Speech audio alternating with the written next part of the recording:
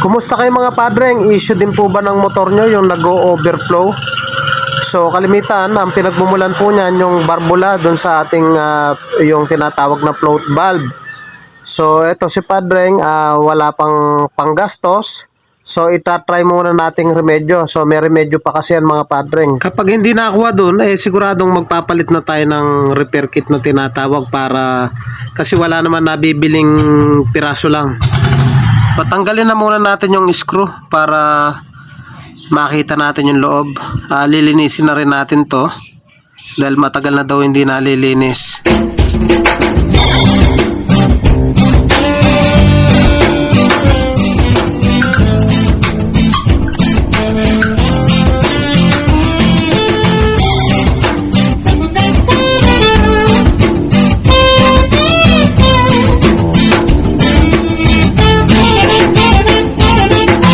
Patingin-tingin, di naman makabili. Patingin-tingin. Mga padreng, kung nais nyo pong magpagawa, taga Bataan lang kayo, taga Hermosa po ako, taga Pulo Hermosa Bataan lang po ako, tabi mismo ng tulay. Kaya naman pambili ng dalawang yosi.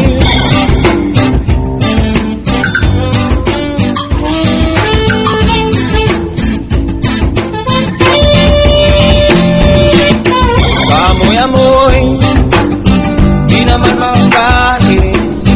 Busog na sa tubig, gutom ay lilipas din.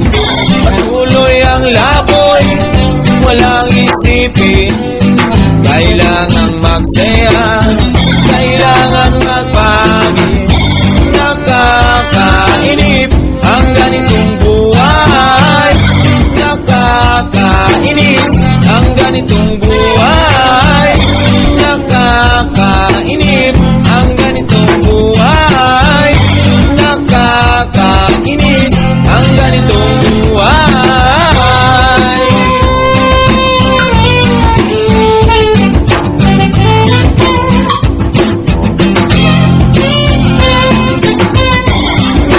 Nakakainip ang ganitong buhay. Nakakainis ang ganitong buhay. Nakakainip ang ganitong buhay.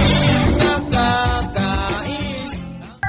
Mga padreng, remedyoan na muna natin. Dito tayo magre-remedyo sa kanyang floater. So etong part na yan, yung pinakabakal na yan, ibaba lang natin para yung ating float valve nakadiin na siya kagad.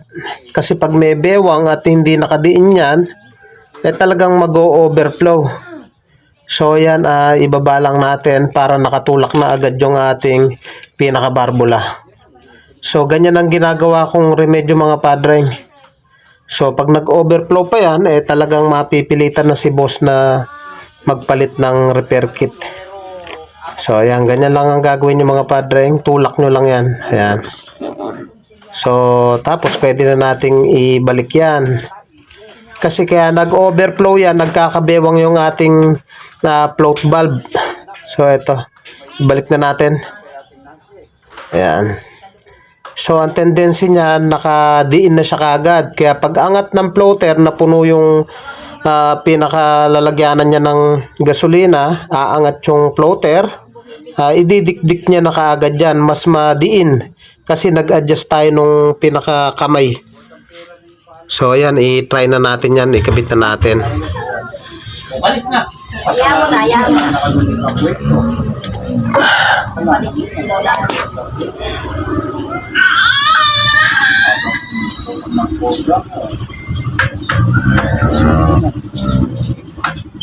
Sabi mo kay Lolo, doon sa tindahan ka, ano?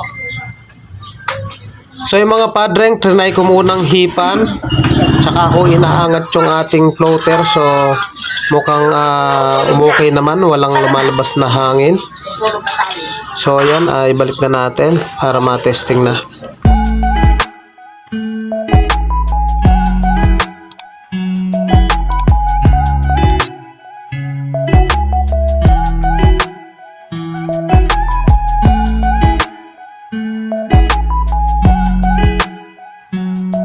So yan, okay na. I-actual na muna natin.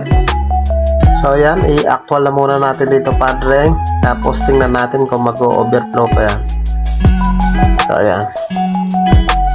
Ayan.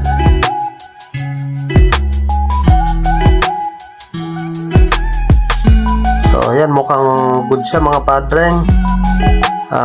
Walang nag-overflow. So pag nag-overflow po kasi mga Padre, minsan makulit paanda rin. Napakahirap niyang paanda rin. Naglulunod po siya. So ayan wala pa rin tumutulo. Ayan, nakabukas po yung ating tangke. Pero wala pa rin tumutulo. So ganun lang po yung remedyo. Pero once po na tumulo yan, talagang gas-gas na po yung ating float valve. Talagang hindi na po natin mariremedyohan yun pag ganun. So talagang, ito pakita ko sa inyo na may laman. Ayan may laman siya. Nakita nyo po, tumulo. Ibig sabihin, may laman. So ayan, patong na muna natin dito. Pabayaan na muna natin. Ayan Kapag hindi naman tumulo mga Padre, ibig sabihin, nasobrahan po yung ating pag-adjust dun sa ating floater. So ayan, wala pa rin tumutulo. Ako nanganda, tanga, ninakaw na may gas.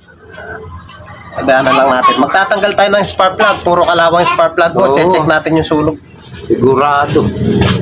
Sa itsura. Napunta kasi bago kay Juan pala, kay Man Josel. Nung nabot ko. So yun wala pa rin siyang overflow. Ayan wala pa rin overflow yung kanyang carburetor. So ikabit na natin to mga Padre. So yung sinasabi ni Padre, palit daw ng barbula ng ating carburetor. So hindi na natin pinabili. So medyo muna natin. Ayan, hindi na nag-overflow. Paki-start mo, kanina nakaka-5 hanggang 10 tadyak siya. Ngayon, sabi ko wag siyang hawak ng silinyador, ikikik lang, try natin. Okay. Ayan nakadalawang kick. Ulitin mo nga yung isang click lang. Itotono pa natin yan. Ayun, 1 click na lang Anong masasabi mo, boss? Okay. Ayan si boss.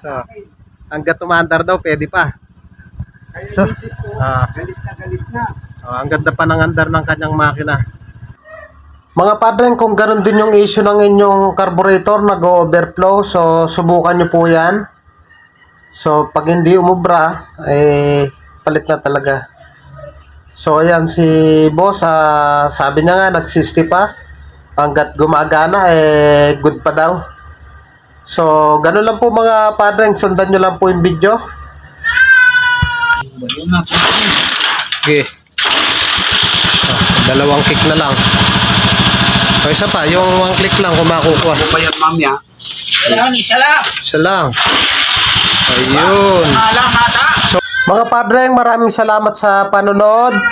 Sana po nagustuhan nyo yung video. Sana mapalago po natin yung ating channel. Thank you po sa mga sumusuporta. God bless at mabuhay po kayo.